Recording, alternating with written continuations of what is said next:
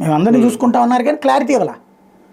పోనీ ఈ ఏడాది కేవలం 750 కోట్లు ఇచ్చామని అఫీషియల్గానే అసెంబ్లీలో చెప్పారు కదా. అంటే విద్యాదీవెన ఇప్పుడు అమ్మఒడే కాదు ఇవ్వండి, విద్యాదీవెన కూడా ఇవ్వలేదండి కదా. మరి అది పెద్ద దెబ్బ కదా.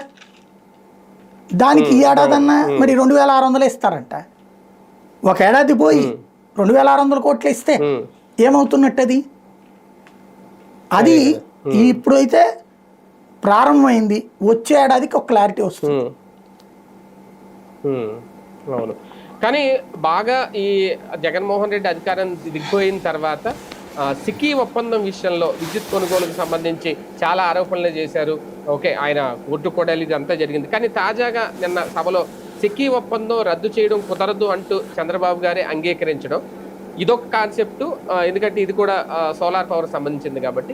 ఇదే నేపథ్యంలో సూర్య గారి విషయంలో కూడా మేము చాలా స్ట్రాంగ్గా ఉన్నామని చెప్పే ప్రయత్నం. ఇప్పుడు నియోజకవర్గంలో 10,000 ఇళ్ళకి ఖచ్చితంగా ఇప్పుడు ఈ పథకం అమలు చేయాలి అని చూడడం ఎలా చూడాలి? ఇప్పుడు సెకీ ఒప్పందం రద్దు కాదు అనేది నేను మొదటి నుంచి చెప్తున్నా. ఎందుకంటే ₹2.49 కంటే కరెంట్ తక్కువకి ఇచ్చే మగాడు ఎవడున్నాడు? ఇస్తే చూపించు.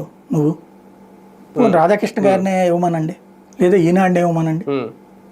₹2.48 ఇవ్వమనండి, 48 ఇవ్వమనండి, పర్లేదు. అమ్మ పెట్టదో అడుక్కు తినాలి.